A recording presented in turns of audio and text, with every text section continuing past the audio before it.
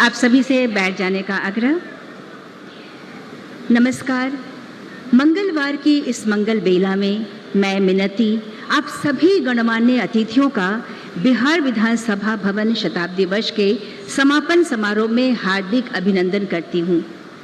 ये हमारे लिए अत्यंत गर्व की बात है कि आज इस समारोह को यादगार बनाने के लिए मुख्य अतिथि के रूप में देश के माननीय प्रधानमंत्री श्री नरेंद्र मोदी जी हमारे समक्ष उपस्थित हैं।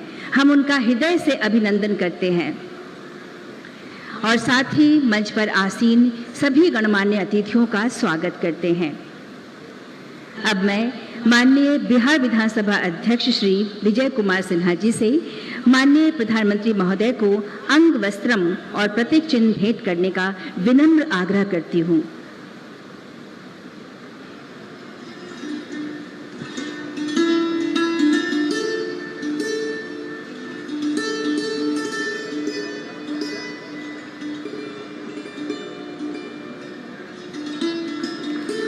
बहुत ही मनोरम ये दृश्य, सहज मन से हमारा भेंट स्वीकार करते हुए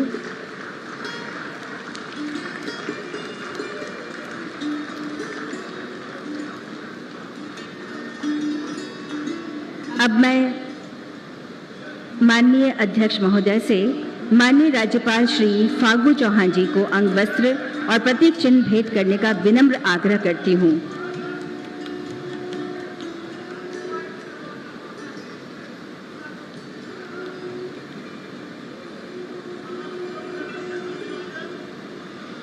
एक बार पुनः मैं विधानसभा अध्यक्ष महोदय से माननीय मुख्यमंत्री श्री नीतीश कुमार जी को अंग वस्त्रम और प्रतीक चिन्ह भेंट करने का विनम्र अनुरोध करती हूँ।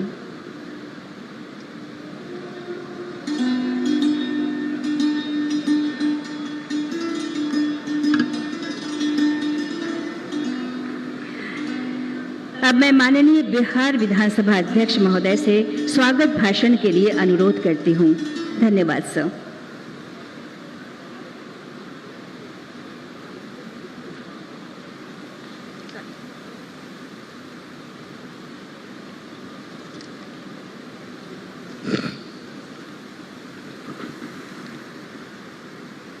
आज भारत अमृत महोत्सव एवं बिहार विधानसभा भवन शताब्दी वर्ष समारोह के अवसर पर हमारे बीच उपस्थित भारत के जनगण मन के नायक, विश्व के सबसे लोकप्रिय नेता, जिन्होंने अपने संकल्प, समर्पण, कर्तव्य परायणता और ईमानदारी से मां भारती की सेवा कर संपूर्ण विश्व में उनका मान बढ़ाया है, ऐसे कर्मयोगी भारत के यशस्वी प्रधानमंत्री आदरणीय श्री नरेंद्र मोदी जी, बिहार के महामहिम राज्यपाल श्री फागू चौहान जी, बिहार के कुशल नेतृत्वकर्ता माननीय मुख्यमंत्री श्री नीतीश कुमार जी, बिहार विधान परिषद के माननीय कार्यकारी सभापति श्री अवधेश नारायण सिंह जी, बिहार के माननीय उप मुख्यमंत्री श्रीमती रेणु देवी जी, बिहार के माननीय संसदीय कार्य मंत्री श्री विजय कुमार चौधरी जी, बिहार विधानसभा के माननीय नेता प्रतिपक्ष श्री तेजस्वी प्रसाद यादव जी, बिहार विधानसभा के माननीय उपाध्यक्ष श्री महेश्वर हजारी जी और मेरे सामने बैठे हुए विशिष्ट महानुभाव, प्रेस मीडिया के बंधुओं तथा सभा सचिवालय और बिहार सरकार के पदाधिकारी, आज की व्यवस्था में लगे सभी सहयोगियों, मां पटन देवी की भूमि पटना में मैं समस्त बिहार वासियों की ओर से माननीय प्रधानमंत्री श्री नरेंद्र मोदी जी का तहे दिल से स्वागत करता हूं, अभिनंदन करता हूं। आपने व्यस्तता के बीच आज जो समय देने की कृपा की है, उसके लिए संपूर्ण बिहार विधानसभा परिवार ही नहीं, बिहार विधायिका आपका ऋणी हो गई है। आपके आगमन से इस परिसर में नया इतिहास रचा जा रहा है। आज तक यहाँ भारत के किसी माननीय प्रधानमंत्री जी का पदार्पण नहीं हुआ था। यह पल अविस्मरणीय एवं बिहार विधायिका के लिए सुनहरे अक्षरों में लिखा जाएगा। हमारे बीच आपकी उपस्थिति हमें सुखद और आत्मीय एहसास करा रही है, जिसे मैं शब्दों में व्यक्त नहीं कर सकता। माननीय मुख्यमंत्री श्री नीतीश कुमार जी के मार्गदर्शन से शताब्दी वर्ष समारोह का शुभारंभ हुआ। माननीय राष्ट्रपति महोदय द्वारा राष्ट्र निर्माण के सामाजिक नैतिक संकल्प अभियान की शुरुआत की गई, जिसमें हम अपने परिवार को 5 सामाजिक अभिशापों से मुक्त, 5 सामाजिक वरदानों से युक्त, 5 सामाजिक सम्मानों से पूर्ण बनाने का संकल्प लेते हैं। माननीय प्रधानमंत्री जी, आपने कई बार कहा कि विधायिका सिर्फ विधायिकी कार्यों तक सिमटी न रहे, यह जन सरोकार से जुड़े और जनमुखी बने। सामाजिक नैतिक संकल्प अभियान इसी के एक कड़ी है, जिससे संबंधित पुस्तिका मैंने आपको भेंट की है। माननीय प्रधानमंत्री जी, आपकी प्रेरणा से मैंने 17वीं बिहार विधानसभा को जनमुखी और लोकहितवादी बनाने का प्रयास किया है।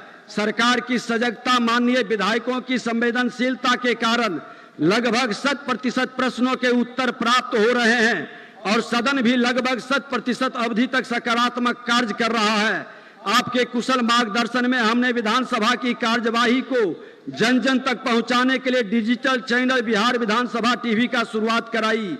सदन में संवैधानिक अधिकार और कर्तव्य पर जागरूकता के लिए विशेष चर्चा कराई। उत्कृष्ट विधायक के चयन की प्रक्रिया जारी है, जिससे सदन में सार्थक विमर्श को बढ़ावा मिले।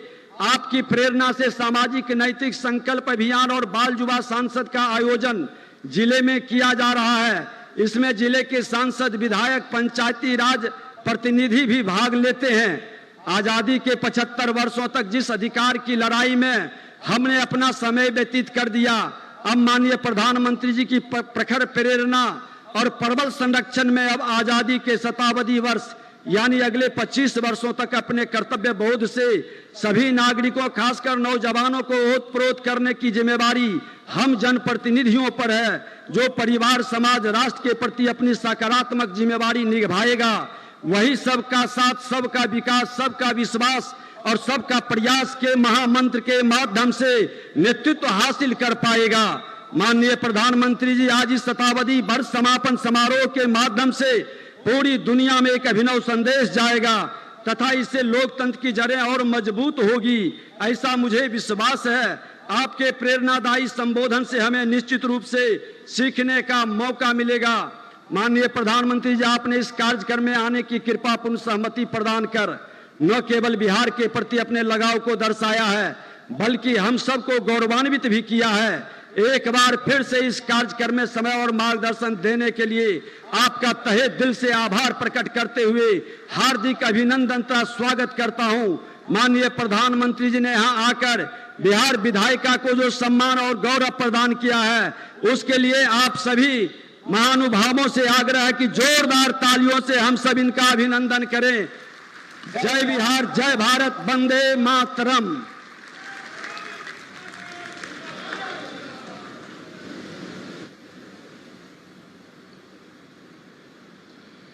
माननीय विधानसभा अध्यक्ष महोदय का आभार। अब मैं बिहार विधानसभा में नेता प्रतिपक्ष श्री तेजस्वी प्रसाद यादव जी से सभा को संबोधन के लिए आग्रह करती हूं।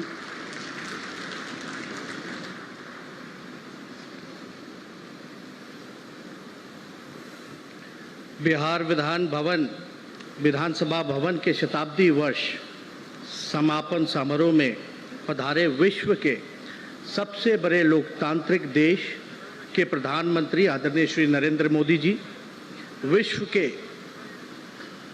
विश्व को प्रथम बार लोकतांत्रिक व्यवस्था से परिचय कराने वाली महान भूमि बिहार के मुख्यमंत्री आदरणीय श्री नीतीश कुमार जी, बिहार के महामहिम राज्यपाल महोदय जी, विधानसभा के अध्यक्ष माननीय श्री विजय कुमार सिन्हा जी, विधान परिषद के सभापति महोदय, उप मुख्यमंत्री जी और मंच पे विराजमान मंत्रीगण एवं सभा में उपस्थित सभी वर्तमान और पूर्व मान्य सदस्यों का हार्दिक अभिनंदन और स्वागत करता हूं।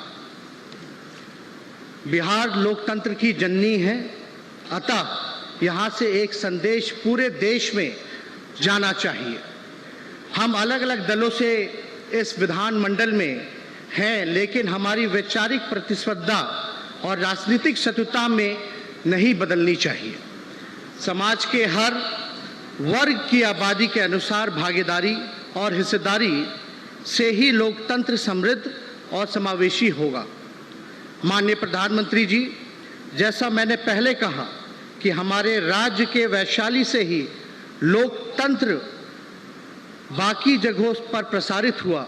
अतः मैं आपसे आग्रह करता हूं कि school of democracy legislative studies जैसी एक संस्था बिहार में स्थापित हो, जिसके माध्यम से विधायी और लोकतंत्र के विभिन्न पहलुओं पर शोध एवं अध्ययन की अवसर और प्रशिक्षण दिया जा सके। विभिन्न पहलुओं पर शोध और अध्ययन के अवसर और प्रशिक्षण दिया जा सके। पूरे देश के जनप्रतिनिधियों, युवाओं और संबंधित कर्मचारियों को इससे लाभ मिलेगा। आशा है आप हमारी मांग को पूर्ण करेंगे। हमें विश्वास है और गंभीरतापूर्वक सुनेंगे। आदरणीय प्रधानमंत्री जी, आपने डिजर्विंग और विशेषज्ञ व्यक्तियों को पद्मश्री, पद्म भूषण इत्यादि सर्वोच्च नागरिक पुरस्कार देने की एक स्वस्थ एवं सकारात्मक परंपरा स्थापित की है। इसी प्रांगण में हम जननायक कर्पूरी ठाकुर जी के आम कदम प्रतिमा के बगल में बैठे हैं। हमारी मांग है कि जननायक कर्पूरी ठाकुर जी को भारत रत्न देकर इस शताब्दी वर्ष समारोह एवं देश के प्रधानमंत्री जी के बिहार विधानसभा प्रांगण में प्रथम आगमन को और अधिक यादगार बनाने की कृपा करें। यह उपस्थित हर एक माननीय सदस्यों की यही हार्दिक इच्छा है कि जननायक कर्पूरी ठाकुर जी को एक अवश्य ही भारत रत्न मिलना चाहिए। लोकतंत्र में समक्ष कई चुनौतियां हैं, लेकिन हम सामूहिक प्रयास और संकल्प से जनतंत्र को धनतंत्र और छलतंत्र से बचा सकते हैं। हमारे पुरखे ने लोकतंत्र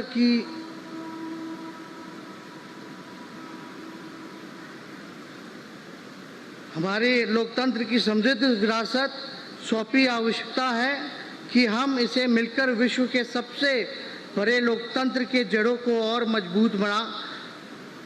और विधानसभा की शताब्दी वर्ष के यही चुनौतियां हैं और अवसर भी है। पुनः आप सभी को तहे दिल से मैं धन्यवाद और प्रणाम करता हूं। जय बिहार, जय हिंद।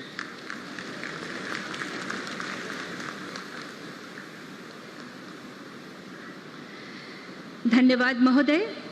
अब मैं सभा को संबोधित करने के लिए बिहार के माननीय मुख्यमंत्री श्री नीतीश कुमार जी से विनम्र आग्रह करती हूं।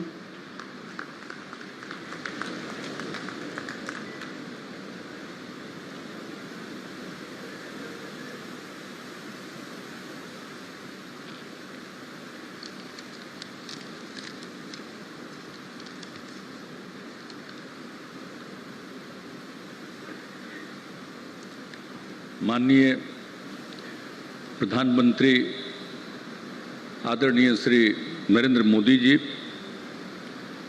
बिहार के महामहिम राज्यपाल श्री फागू चौहान जी, बिहार विधानसभा के माननीय अध्यक्ष श्री विजय कुमार सिन्हा जी, बिहार विधान परिषद के माननीय कार्यकारी सभापति श्री अवधेश नारायण सिंह जी, बिहार सरकार के माननीय उप मुख्यमंत्री श्रीमती रेणु देवी जी, संसदीय कार्य एवं शिक्षा विभाग के माननीय मंत्री और विधानसभा के पूर्व अध्यक्ष श्री विजय कुमार चौधरी जी, विरोधी दल बिहार विधानसभा में विरोधी दल के माननीय नेता श्री तेजस्वी प्रसाद यादव जी, बिहार विधानसभा के माननीय उपाध्यक्ष श्री महेश्वर हजारी जी, इस कार्यक्रम में उपस्थित माननीय केंद्रीय मंत्रीगण, माननीय बिहार सरकार के मंत्रीगण, बिहार विधानसभा एवं बिहार विधान परिषद के सभी यहाँ उपस्थित माननीय सदस्यगण, यहाँ उपस्थित सभी सांसदगण, बिहार विधानसभा एवं बिहार विधान परिषद के पूर्व सदस्यगण, पूर्व सांसदगण, सभी पदाधिकारीगण, विशिष्ट अतिथिगण, प्रिंट एवं इलेक्ट्रॉनिक मीडिया के पत्रकार मित्रों, छायाकार बंधुओं, बहनों एवं भाइयों, आज के इस कार्यक्रम में आप सबका मैं स्वागत करता हूं। आज बिहार विधानसभा शताब्दी वर्ष समापन समारोह में आदरणीय प्रधानमंत्री जी उपस्थित हुए हैं। इसके लिए हम सब लोग उनके प्रति सम्मान प्रकट करते हैं और उनका स्वागत करते हैं। ये पहली बार बिहार विधानसभा के कैंपस में पहली बार कोई प्रधानमंत्री आए, तो ये कोई मामूली बात नहीं है। पूरे बिहार विधानसभा के परिसर में, विधान परिषद के परिसर में आज आप आए हैं, तो ये सबको सब दिन याद रहेगा आपका जो आगमन हुआ है, तो ये बड़ी खुशी की बात है। और इसके लिए जो पहली मीटिंग हुई थी, जो 21 अक्टूबर 2021 को बिहार विधानसभा भवन शताब्दी शुभारंभ समारोह था, और उसमें महामहिम राष्ट्रपति श्री रामनाथ कोविंद जी को आमंत्रित किया गया था। और उस दिन शताब्दी स्मृति स्तंभ का शिलान्यास किया गया, पवित्र बोधि वृक्ष का रोपण किया गया, ये सब तो किया गया था। लेकिन जब उस अवसर पर सारी बातें हुई थी, तो उसी समय ये बात हुई कि इसका भी जब समापन समारोह होगा तो उसमें आदरणीय प्रधानमंत्री जी को भी आमंत्रित किया जाए। और इसके लिए हमारे विधानसभा के माननीय अध्यक्ष श्री विजय कुमार सिन्हा जी ने काफ़ी प्रयास किया और आपने इसको स्वीकार कर लिया। इसके लिए हम सब लोगों को बहुत खुशी है कि आप यहाँ पर आए हुए हैं। और जो कुछ भी सब कुछ होता है, तो आज तो जो कुछ भी बात हो रही है कि आपने तो अभी लोकार्पण कर दिया शताब्दी स्मृति स्तंभ का, और इसी कैंपस में शताब्दी स्मृति उद्यान का भी नामकरण किया, और यहाँ पर कल्पतरु वृक्ष का शिशु पौधे को लगाया गया। और आपने कुछ सलाह भी दिया कि कोई भी पौधा रोपण करते हैं तो और क्या क्या करना चाहिए, और सब दिन उसको मिलते रहेगा पानी। तो ये भी बात आपने आज सलाह दिया उसको करने के लिए, इसके लिए मैं आपको बहुत बहुत धन्यवाद देता हूँ। तो ये सब काम तो आज किया ही गया है, लेकिन अभी आप जो करेंगे यहीं पर से विधानसभा अतिथिशाला और विधानसभा संग्रहालय का शिलान्यास किया जाएगा। अब ये सब तो काम करेंगे ही, लेकिन जो 22 मार्च 1912 को ये आपको बंगाल से अलग करके बिहार और उड़ीसा को एक साथ राज्य के रूप में मान्यता दी गई थी, तो उसी और लेकिन फिर वर्ष 2020 में इसको बिहार और उड़ीसा को पूर्ण राज्य का दर्जा मिला था। हालांकि बाद में तो उड़ीसा 1936 से अलग हो गया, वो एक अलग बात है, लेकिन उसी समय शुरुआत जो हुई है, और उस समय जब पूरे तौर पर जो विधायी परिषद के बारे में जो संख्या थी पहले, जो 22 मार्च 1912 में तय किया गया था, उसको 1920 में बढ़ा दिया था। तो उसी को ध्यान में रखते हुए फिर यहाँ भवन का निर्माण हुआ, और जब भवन का निर्माण हो गया तो सबसे पहले इसकी शुरुआत की गई 7 फरवरी 1921 को। और जब 7 फरवरी 1921 को इसका तैयारी हो गया, पूरा हो गया, तो उसके बाद आज जो 100 साल पूरा हुआ तब ये कार्यक्रम हुआ। लेकिन एक और खुशी की बात है कि जब ये बात हुआ था, लेकिन जब 20 मार्च जो इसमें 1912 को जब इसकी स्थापना हो गई थी, बिहार को अलग और उसको मिला करके, उड़ीसा को मिला करके, तो उस समय जो बिहार विधायी परिषद कहलाता था, तो उसके बाद उसका भी जब 100वां साल हुआ तो उस पर भी एक आयोजन किया गया था कि उस समय एक विधायी परिषद बना था उसी समय 12 में, और उसके बाद उसकी पहली मीटिंग भी हुई थी उसके बाद एक बार, तो वो सब तो किया गया था 13 1913 में किया गया था। लेकिन जब इसके बारे में हुआ तो जो हमारे उस समय बिहार विधान परिषद के उस समय के तत्कालीन सभापति थे, आज वो नहीं हैं, स्वर्गीय ताराकांत झा जी ने पूरे तौर पर इसके लिए योजना बनाई और बहुत अच्छा कार्यक्रम के बारे में सोचा कि इसके 100वें साल में, 100 साल पूरा नहीं हुआ था, 100वां साल था, और उसमें उन्होंने कार्यक्रम का एक आयोजन करवाया। और उस समय जो तत्कालीन महामहिम राष्ट्रपति थी श्रीमती प्रतिमा देवी सिंह पाटिल जी, उनको बुलाया था और उसके बाद साल भर कार्यक्रम चलाया गया था। और साल भर कार्यक्रम में तो एक व्याख्यान श्रृंखला आयोजित की गई थी, और जब व्याख्यान श्रृंखला आयोजित की गई थी तो उसमें आए थे पूर्व राष्ट्रपति आदरणीय डॉक्टर APJ अब्दुल कलाम साहब, वो आए थे, उनको बुलाया गया था। वो 3 मई 2011 को उन्होंने भाषण दिया था और पूरे तौर पर। और जो राष्ट्रपति के रूप में भी जो APJ अब्दुल कलाम साहब हैं, वो जब राष्ट्रपति थे तो एक बार विधानसभा के अंदर भी आए थे, तो एक उनकी भी बड़ी खासियत थी, तो उनको भी ये बुलाया था विधान परिषद के अध्यक्ष सभापति ने उस समय। तो काफ़ी अच्छा कार्यक्रम हुआ। लेकिन ये सब तो कार्यक्रम हो गया था, लेकिन इसके बाद हमारे यहाँ पर बैठे हुए हैं विजय कुमार चौधरी जी, ये 15 में फिर जब उसके बाद ये बने थे अध्यक्ष विधानसभा के, इन्होंने 16 से और अब प्रत्येक वर्ष 7 फरवरी को और बिहार विधानसभा का स्थापना दिवस इन्होंने मनाना शुरू किया था। तो ये उस समय का कार्यक्रम था, तो ये 2016 से चल रहा था। और यही देख करके जब हुआ कि अब 100 साल पूरा हो रहा है 2021 में, तब कार्यक्रम होना चाहिए। और जैसा हमने कहा कि उस कार्यक्रम की शुरुआत करने के बाद हुआ कि पूरे तौर पर जब होगा तो आदरणीय प्रधानमंत्री से कहा जाएगा अब आप आ गए हैं, तो बड़ी खुशी हुई।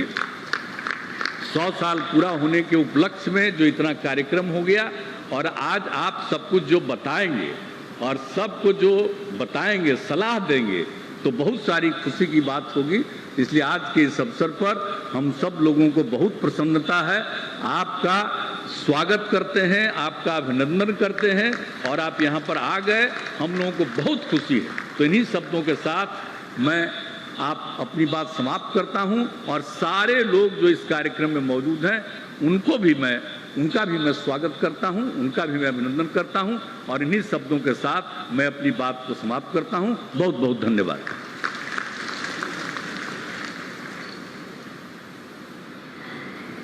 माननीय मुख्यमंत्री महोदय का आभार। अब 2 महत्वपूर्ण भवनों का माननीय प्रधानमंत्री महोदय के हाथों शिलान्यास होना है। मैं माननीय प्रधानमंत्री महोदय से बिहार विधानसभा अतिथिशाला और बिहार विधानसभा संग्रहालय का रिमोट से शिलान्यास का विनम्र अनुरोध करती हूँ।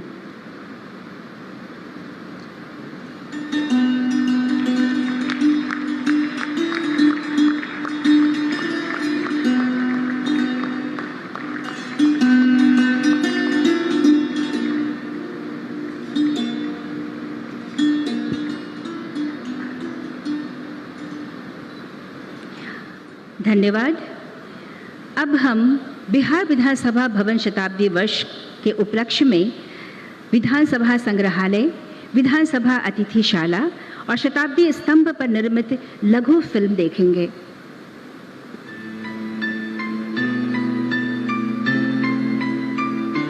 बिहार विधानसभा भवन के 100 वर्ष पूर्ण होने के अवसर पर शताब्दी स्मृति स्तंभ का निर्माण किया गया है। इसका शिलान्यास 21 अक्टूबर 2021 को महामहिम राष्ट्रपति श्री रामनाथ कोविंद के कर कमलों से हुआ था। माननीय प्रधानमंत्री श्री नरेंद्र मोदी जी के कर कमलों से आज इसका अनावरण किया जा रहा है। अतीत में निर्मित स्तंभों की भव्य परंपरा के साथ आधुनिक तकनीकों और सामग्रियों का समावेश कर इस स्तंभ का डिजाइन तैयार किया गया है। भारतीय वास्तुकला और वास्तुशास्त्र के सिद्धांतों का पालन करते हुए स्तंभ को अष्टकोण के रूप में डिजाइन किया गया है। अष्टकोणीय संरचना इस स्तंभ की नींव तक फैली हुई है, जहां अष्टकोणीय पाइल कैप बनाया गया है। स्तंभ की मूल संरचना कंक्रीट की है जिसकी बाहरी सतह पर 8 इंच से 18 इंच तक मोटे जैसलमेर सैंडस्टोन का आवरण चढ़ाया गया है, जिसका वजन 54,000 किलोग्राम है। स्तंभ निर्माण में इस्तेमाल किए गए पत्थर एक ही चट्टान से लिए गए हैं ताकि रंगों में एक रूपता रहे। स्तंभ की ऊंचाई 25 फीट है, जिसे 6 भागों में बांटा गया है। 15 फीट ऊंचे और 21 फीट फैलाव वाले कांस्य एवं पीतल से बने वृक्ष को इस स्तंभ के ऊपरी हिस्से में लगाया गया है, जिसका कुल वजन 2.8 टन है। इस वृक्ष की 9 शाखाएं राज्य के 9 प्रमंडलों, 38 उपशाखाएं 38 जिलों को और विभिन्न आकार के 243 एवं 75 पीतल के पत्ते बिहार विधानमंडल के सदस्यों की संख्या इंगित करते हैं। बिहार विधानसभा भवन के शताब्दी वर्ष के अवसर पर बिहार विधानमंडल की ऐतिहासिक विरासत की प्रदर्शनी हेतु और आम जन में जागरूकता बढ़ाने के उद्देश्य से एक संग्रहालय निर्माण के लिए राज्य कैबिनेट के द्वारा 5 जुलाई 2022 को 48 करोड़ 76 लाख रुपए की राशि को स्वीकृति दी गई और इसके निर्माण की जिम्मेदारी भवन निर्माण विभाग को दी गई है। इसका निर्माण बिहार विधानसभा परिसर के पूर्व दक्षिण कोने में 1.03 एकड़ के भूखंड पर किया जा रहा है। संग्रहालय का निर्माण 60,000 वर्ग फीट में किया जा रहा है, जिसके 12,000 वर्ग फीट कारपेट एरिया में 6 प्रदर्श गैलरियों का निर्माण होगा तथा एक 270 क्षमता का प्रेक्षागृह भी होगा। गैलरियों में बिहार में लोकतंत्र के इतिहास और बिहार विधानसभा के द्वारा संपादित महत्वपूर्ण विधायी कार्यों तथा विधानसभा से जुड़े ऐतिहासिक क्षणों और महान विभूतियों से जुड़ी स्मृतियों को भौतिक और डिजिटल रूप में प्रदर्शित किया जाएगा। देश विदेश से विधायी कार्यों के प्रयोजनार्थ बिहार विधानसभा में आने वाले आगंतुकों के सुगम ठहराव हेतु एक अतिथिशाला का निर्माण किया जा रहा है। इस 3 मंजिले भवन में आधुनिक सुविधाओं से युक्त 7 स्वीट तथा 16 कमरे होंगे। साथ ही मीटिंग हॉल, जिम, कैंटीन एवं पार्किंग के निर्माण का प्रावधान है। आज माननीय प्रधानमंत्री श्री नरेंद्र मोदी जी के द्वारा बिहार विधानसभा संग्रहालय और बिहार विधानसभा अतिथिशाला का शिलान्यास किया जा रहा है। विश्व के पहले गणतंत्र की जन्मस्थली बिहार की धरती पर निर्मित ये शताब्दी स्तंभ एवं संग्रहालय आने वाली पीढ़ियों को बिहार के गौरवशाली इतिहास से परिचित कराएंगे और वर्तमान बिहार की गौरव गाथा की गवाही भी देंगे।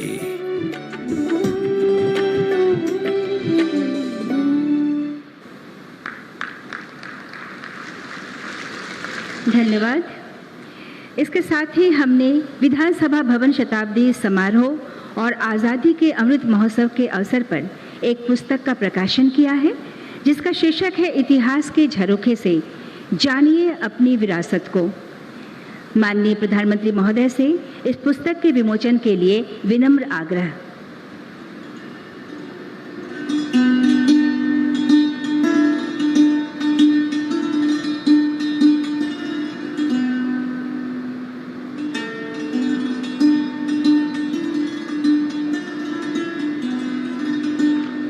धन्यवाद।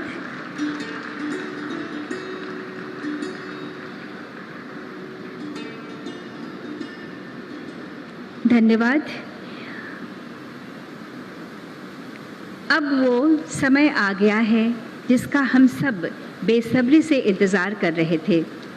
हमें माननीय प्रधानमंत्री महोदय के समृद्ध अनुभव के खजाने से कुछ अनमोल विचार व्याख्यान के रूप में सुनने को मिलेगा, जिसका विषय है युवाओं में संवैधानिक अधिकार एवं कर्तव्य के प्रति जागरूकता लाने के लिए विधायकों की भूमिका। माननीय प्रधानमंत्री श्री नरेंद्र मोदी जी से व्याख्यान के लिए विनम्र अनुरोध।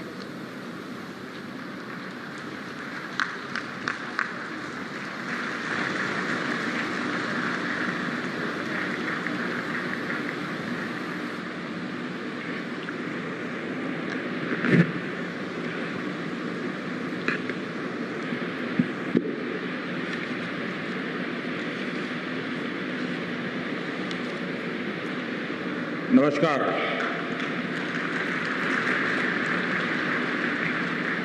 इस ऐतिहासिक कार्यक्रम में हमारे बीच उपस्थित बिहार के राज्यपाल श्री फागू चौहान जी, यहाँ के जनप्रिय मुख्यमंत्री श्री नीतीश कुमार जी, विधानसभा स्पीकर श्री विजय सिन्हा जी, बिहार विधान परिषद के कार्यकारी अध्यक्ष श्री अवधेश नारायण सिंह, उप मुख्यमंत्री श्रीमती रेणु देवी जी, तारकिशोर जी, नेता प्रतिपक्ष श्री तेजस्वी यादव जी, सभी मंत्रीगण, विधायकगण, अन्य महानुभाव, देवी और सज्जनों, आप सभी को, बिहार निवासियों को बिहार विधानसभा भवन के शताब्दी वर्ष की बहुत बहुत शुभकामनाएं। बिहार का ये स्वभाव है कि जो बिहार से स्नेह करता है, बिहार उसे, उस प्यार को कई गुना करके लौटाता है। आज मुझे बिहार विधानसभा परिसर में आने वाले देश के पहले प्रधानमंत्री होने का सौभाग्य भी मिला है। मैं इस स्नेह के लिए बिहार के जन जन को हृदय से नमन करता हूं। मुख्यमंत्री जी का, स्पीकर महोदय का भी हृदय से बहुत बहुत आभार व्यक्त करता हूं। साथियों, मुझे कुछ देर पहले शताब्दी स्मृति स्तंभ के लोकार्पण का अवसर भी मिला। ये स्तंभ बिहार के गौरवशाली अतीत का प्रतीक तो बनेगा ही, साथ ही ये बिहार की कोटि कोटि आकांक्षाओं को भी प्रेरणा देगा। अब से कुछ देर पहले बिहार विधानसभा म्यूजियम और विधानसभा गेस्ट हाउस का शिलान्यास भी हुआ है। मैं इन विकास कार्यों के लिए नीतीश कुमार जी और विजय सिन्हा जी को हृदय से बधाई देता हूं। मुझे विधानसभा परिसर के शताब्दी पार्क में कल्पतरु के रोपण का भी सुखद अनुभव मिला है। कल्पतरु के विषय में मान्यता है कि हमारी आशाओं, आकांक्षाओं को पूरा करने वाला ये वृक्ष है।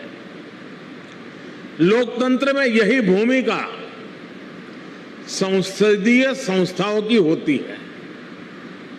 मैं आशा करता हूं कि बिहार विधानसभा अपनी इस भूमिका को इसी निरंतरता के साथ निभाती रहेगी, बिहार और देश के विकास में अपना अमूल्य योगदान देती रहेगी।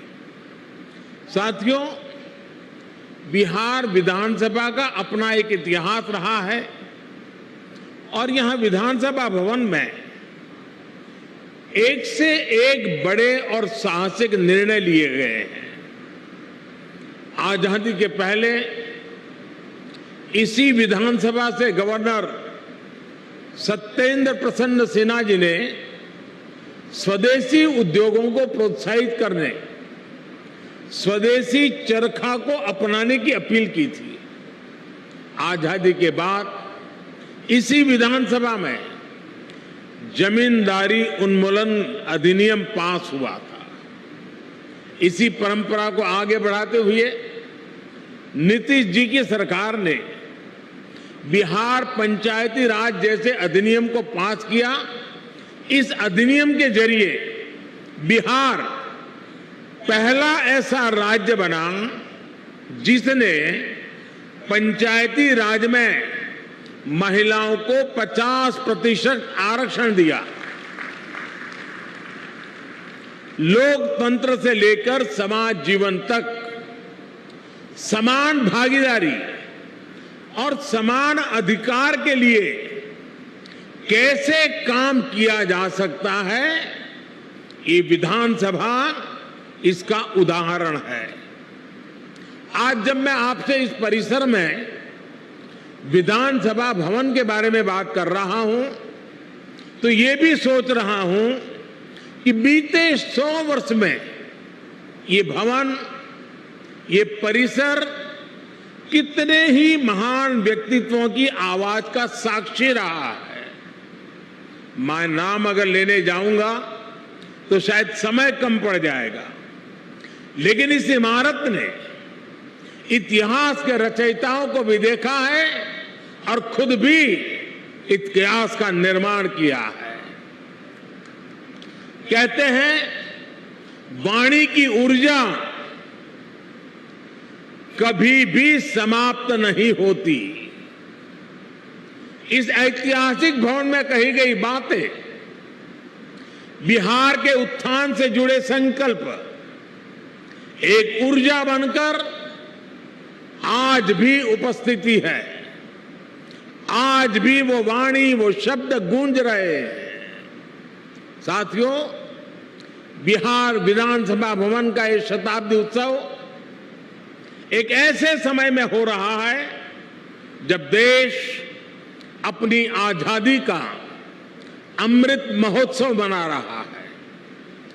विधानसभा भवन के 100 साल और देश की आजादी के 75 साल, ये केवल समय का संयोग नहीं है, इस संयोग का साझा अतीत भी है और सार्थक संदेश भी है। एक और, बिहार में चंपारण सत्याग्रह जैसे आंदोलन हुए तो वहीं इस धरती ने भारत को लोकतंत्र के संस्कार और आदर्श पर चलने का रास्ता भी दिखाया। दशकों से हम ये बताने की कोशिश होती रही है कि भारत को लोकतंत्र विदेशी हुकूमत और विदेशी सोच के कारण मिला है, और हमारे लोग भी कभी कभी ये बातें बोलते हैं। लेकिन कोई भी व्यक्ति जब ये कहता है तो वो बिहार के इतिहास और बिहार की विरासत पर पर्दा डालने की कोशिश करता है। जब दुनिया के बड़े भूभाग सभ्यता और संस्कृति की ओर अपना पहला कदम बढ़ा रहे थे, तब वैशाली में परिष्कृत लोकतंत्र का संचालन हो रहा था। जब दुनिया के अन्य क्षेत्रों में जनतांत्रिक अधिकारों की समझ विकसित होनी शुरू हुई थी, तब लिच्छवी और वज्जी संघ जैसे गणराज्य अपने शिखर पर थे।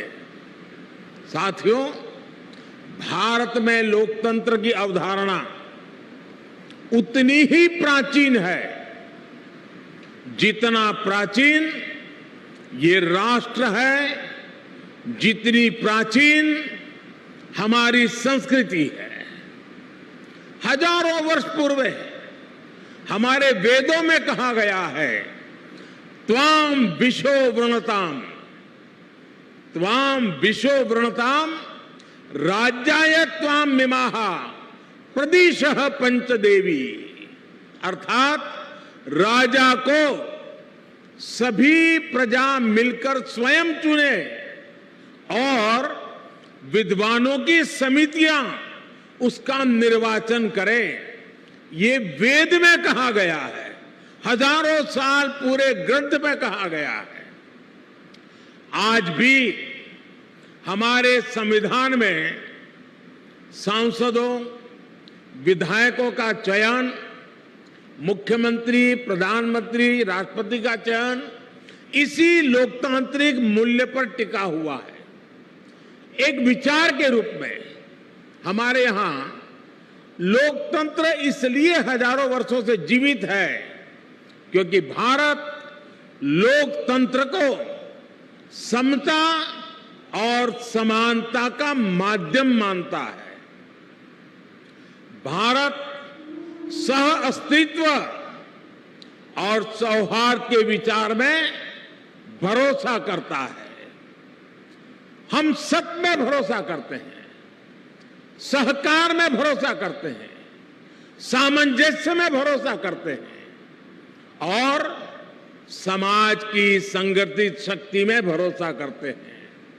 इसलिए हमारे वेदों ने हमें यह भी मंत्र दिया है, संगच्छध्वम संवदध्वम संवो मनासि जानताम, अर्थात हम मिलकर चले, मिलकर बोले, वो एक दूसरे के मनों को, एक दूसरे के विचारों को जाने और समझे।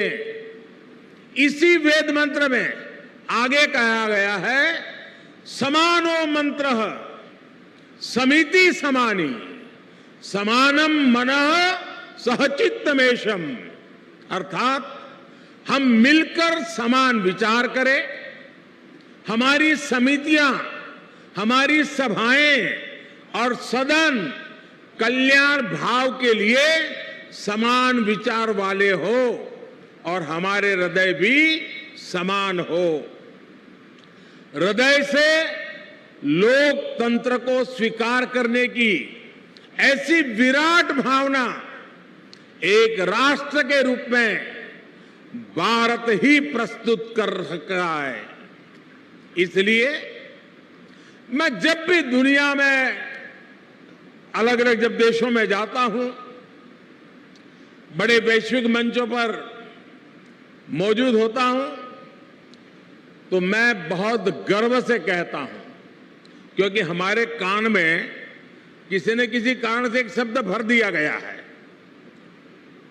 हमारी मन की रचना को एक जगह पे स्थगित कर दिया गया है। हमें बार बार सुनाया गया है कि we are a largest democracy of the world, हम दुनिया की सबसे बड़े लोकतंत्र है, और हम भी उसी को स्वीकार कर लिया है बार बार सुनने के कारण। मैं आज भी दुनिया के मंच पर जब भी जाता हूं, बड़े गर्व से कहता हूं कि विश्व में लोकतंत्र की जननी ये भारत है। भारत मदर ऑफ डेमोक्रेसी है, और हमने भी, और बिहार वासियों ने तो खास, दुनिया में डंका बजाते रहना चाहिए कि we are a mother of democracy. और बिहार की गौरवशाली विरासत, पाली में मौजूद ऐतिहासिक दस्तावेज भी इसके जीवंत प्रमाण है। बिहार के इस वैभव को न कोई मिटा सकता है, न कोई छिपा सकता है। इस ऐतिहासिक इमारत ने बिहार की इस लोकतांत्रिक विरासत को 100 वर्ष तक मजबूत किया है। इसलिए मैं समझता हूं कि आज ये इमारत भी हम सभी के नमन की हकदार है।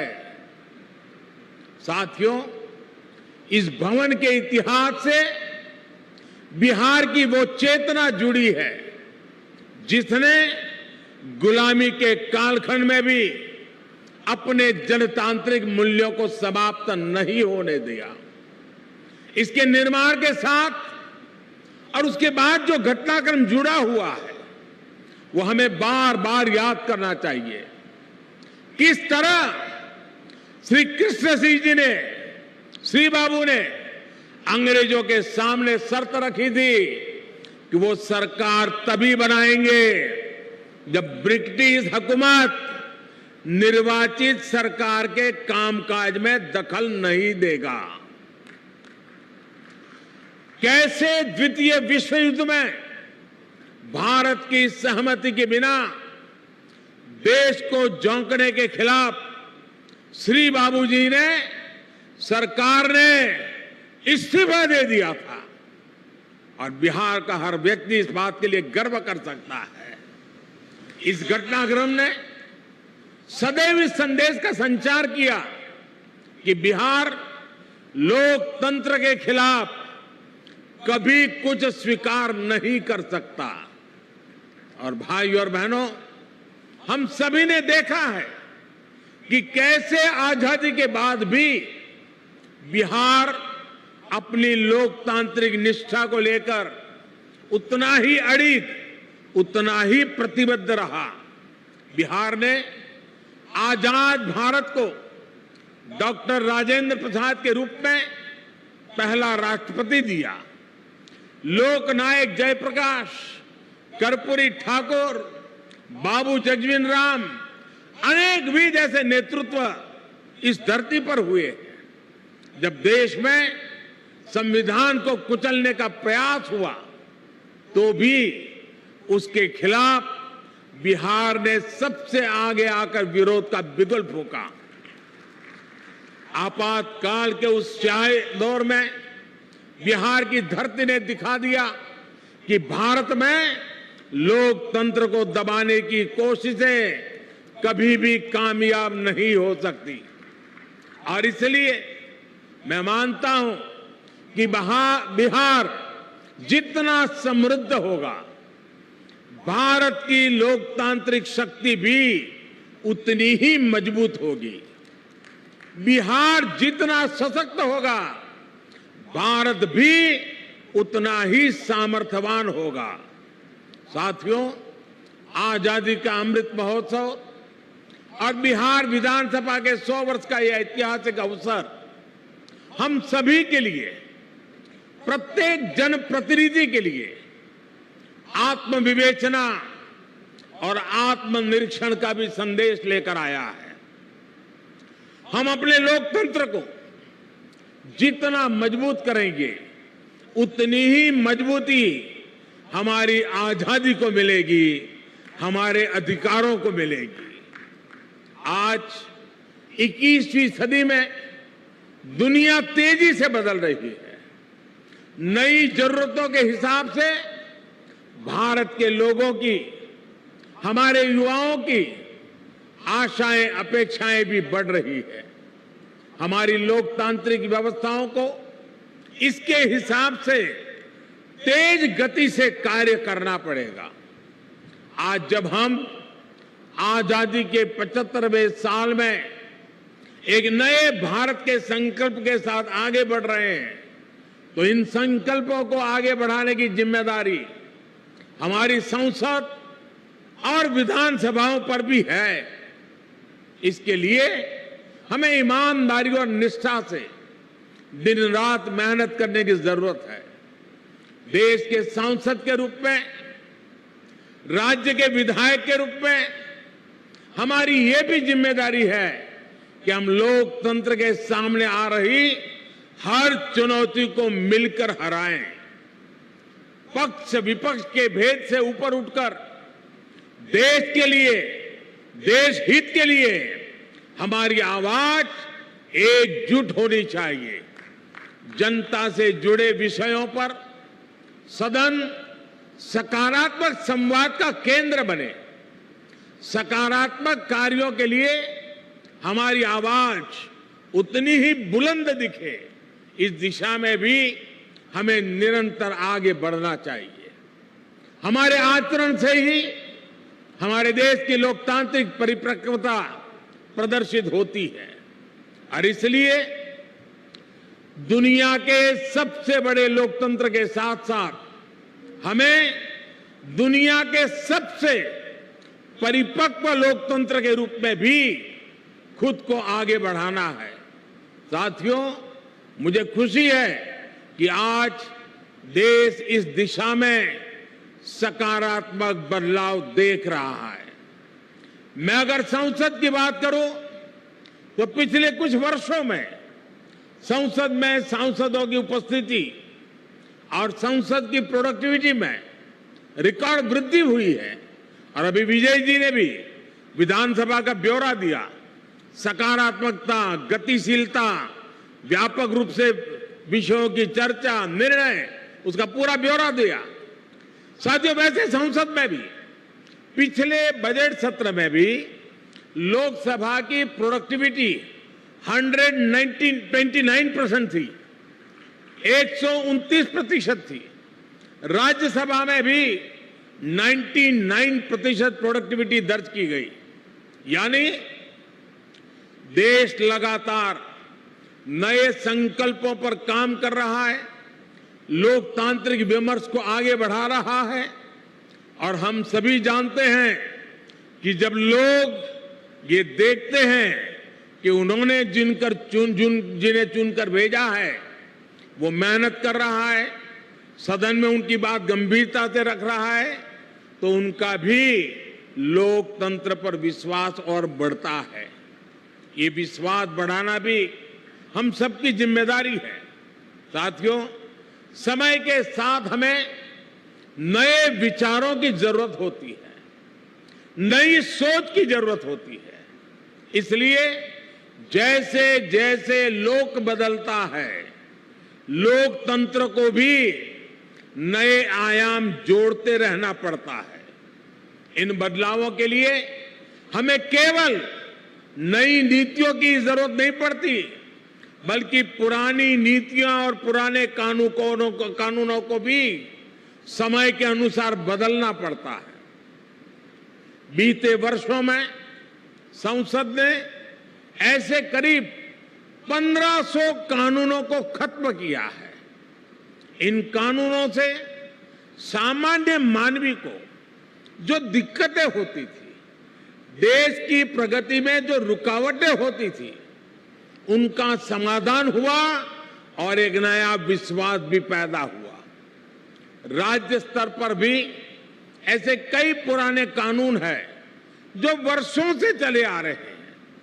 हमें मिलकर इस और भी ध्यान देने की जरूरत है। साथियों, दुनिया के लिए 21वीं सदी भारत की सदी है। हम लगातार ये सुनते आए हैं, कई लोगों के मुंह से सुनते हैं, दुनिया के लोग बताते रहते हैं।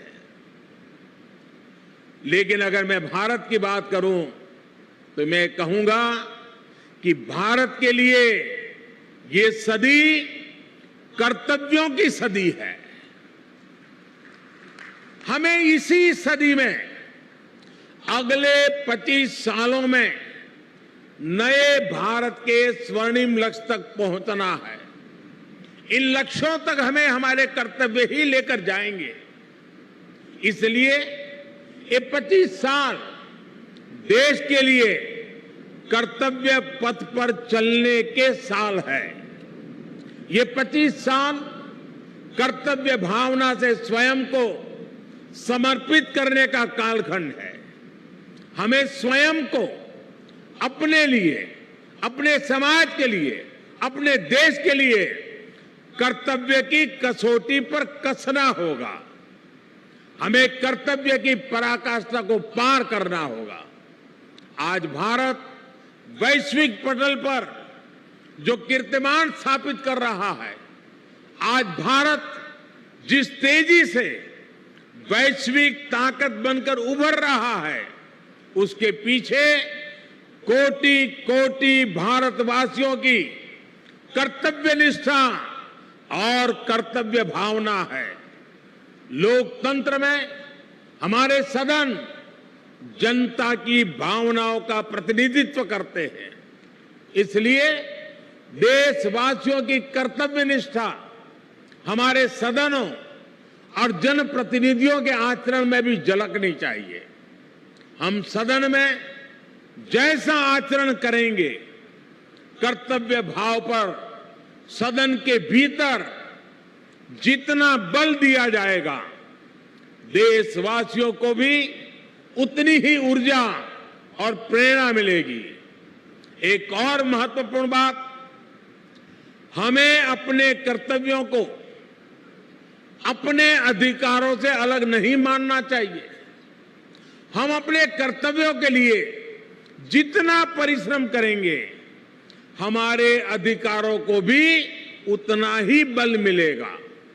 हमारी कर्तव्य निष्ठा ही हमारे अधिकारों की गारंटी है। इसलिए हम सभी जनप्रतिनिधियों को कर्तव्य पालन का भी संकल्प दोहराना है। ये संकल्प ही हमारी और हमारे समाज की सफलता का मार्ग प्रशस्त करेंगे। आज जब हम देश के अमृत संकल्पों को लेकर आगे बढ़ रहे हैं तो हमें अपने कर्तव्य में, अपने श्रम में, अपने परिश्रम में कोई कमी नहीं छोड़नी है। एक राष्ट्र के रूप में हमारी एकता हमारी प्राथमिकता होनी चाहिए। गरीब से गरीब व्यक्ति का भी जीवन आसान बने। दलित, पीड़ित, शोषित, वंचित, आदिवासी, हर किसी को हर जरूरी सुविधा मिले, ये हम सभी का संकल्प होना चाहिए। आज सबको घर, सबको पानी, सबको बिजली, सबको इलाज जैसे जिन लक्ष्यों को लेकर देश काम कर रहा है वो हम सबकी सामूहिक जिम्मेदारी है। बिहार जैसे सामर्थ्यवान और ऊर्जावान राज्य में गरीब, दलित, पिछड़े, आदिवासी और महिलाओं का उत्थान बिहार को भी तेज गति से आगे बढ़ा रहा है और बढ़ाएगा। और बिहार जब आगे बढ़ेगा तो भारत भी अपने स्वर्णिम अतीत को दोहराते हुए विकास और सफलता की नई ऊंचाइयों को छुएगा। इसी कामना के साथ इस महत्वपूर्ण ऐतिहासिक अवसर पर आप सब ने मुझे निमंत्रित किया, इस ऐतिहासिक पल के साक्षी बनने का अवसर दिया। इसके लिए मैं राज्य सरकार का, स्पीकर महोदय का और सभी यहां के वरिष्ठ जनों का हृदय से बहुत बहुत आभार व्यक्त करता हूं। अनेक अनेक शुभकामनाओं के साथ इस 100 साल की यात्रा आने वाले 100 साल के लिए नई ऊर्जा का केंद्र बने, इसी एक अपेक्षा के साथ बहुत बहुत धन्यवाद, बहुत बहुत शुभकामनाएं।